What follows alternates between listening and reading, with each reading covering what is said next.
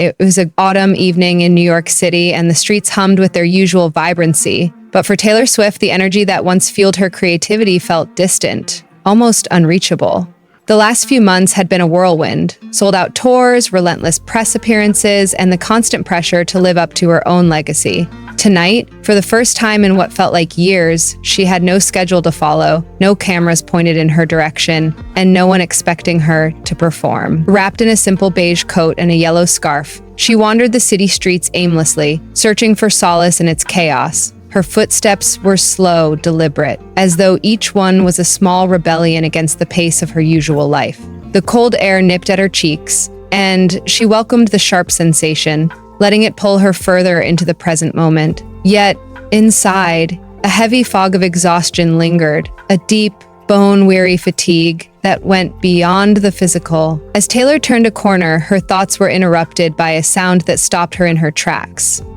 A gentle guitar melody floated through the crisp night air, weaving its way through the noise of the city. It was soft, almost hesitant, yet there was something undeniably captivating about it. Her eyes scanned the area, and she spotted the source, a small park tucked between towering buildings.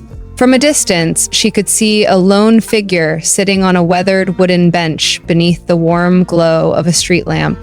When she saw a musician, the musician's head was bowed, his fingers dancing across the strings of an old, beaten guitar. Taylor stayed where she was, leaning against an iron lamppost as she listened. The melody was melancholic, raw, and deeply personal. It carried a kind of vulnerability that made her chest tighten, as though it was speaking directly to a part of her she had been trying to ignore. The world around her seemed to fade, the distant chatter of passers-by, the occasional honk of a cab. It all blurred into the background. For a brief moment, there was only the music. "Oh, who is he?" she wondered, her curiosity stirring to life. "What story is he trying to tell?" He was young, perhaps 19 or 20, with a shy yet focused expression on his face. His guitar was old with worn-out strings, but the music still carried a soulful clarity. She stood there, wrapped in her own emotions, watching from afar as the young man played. His posture was slightly hunched, and his movements carried a nervous energy, but the way his hands glided over the guitar showed a mastery that didn't come from formal training. It came from something deeper, something real. It was melancholic, deep, and carried an air of familiarity. Yet, something was missing. Taylor hesitated. She didn't want to break the spell the music had cast over the quiet night, but something about the young man's presence, his vulnerability, compelled her to move closer. Taking a deep breath, she stepped off the sidewalk and crossed into the park, her boots crunching softly on the scattered leaves. Notes felt incomplete, as though the song had been left unfinished. With curiosity, Taylor approached him. The young man noticed her presence, and his hands trembled slightly. This can't be real," he stammered.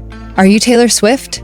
Taylor smiled softly and nodded. "Yes, but that's not what's important right now. The melody you're playing, it caught my attention. It's beautiful, but it feels like it's missing something. Is it yours?" The young man introduced himself as Ethan and explained that he had been trying to write this melody. "It's actually a song I'm writing for my mom," he said, his voice cracking slightly. "She passed away from cancer last year. I want to tell our story through this melody, but I don't think I'm good enough to finish it." Taylor could feel the sadness in his voice. "Even trying to write something this heartfelt shows how talented you are," she said. Taylor was blown away, and luckily for her, he was sitting next to her. "But why are you playing it here? Have you thought about recording it in a studio?" Ethan shook his head, looking embarrassed. "I can't afford a studio. Playing here lets me earn a little money and hear what people think, but no one stops to listen. Sometimes I think about giving up." Taylor, moved by his story, said, "Ethan, I'd like to help you finish this melody." His eyes widened in disbelief. "You really mean that?" Taylor smiled. "There's something in this melody, more than just a few missing notes. There's a story that needs to be told. I'll help you, but you have to promise me one thing. Don't give up. Deal?"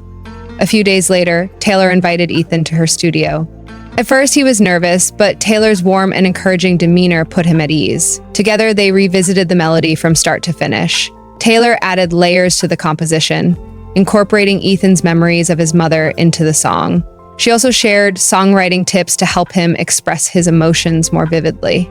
The melody evolved into a full-fledged song titled Lost Melody. It became both a tribute to Ethan's mother and a story of resilience and rebirth. Taylor surprised Ethan with an offer. "Ethan, let's perform this song together at a charity concert in New York. This song deserves to be heard by the world."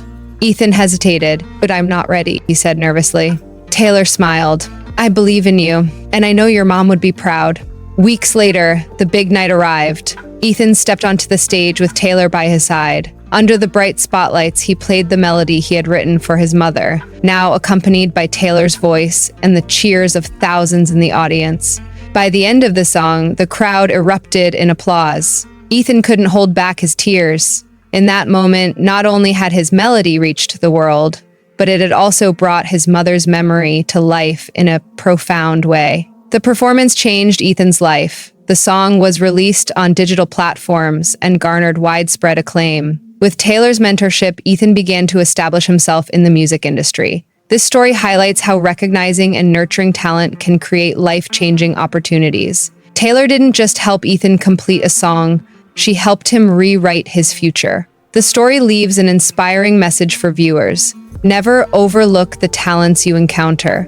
They might just change the world with a little encouragement. A year later, Ethan released his first album. He dedicated a special section to the song he wrote for his mom. The album's cover bore a simple note: "You don't just need notes to complete a melody, you need belief."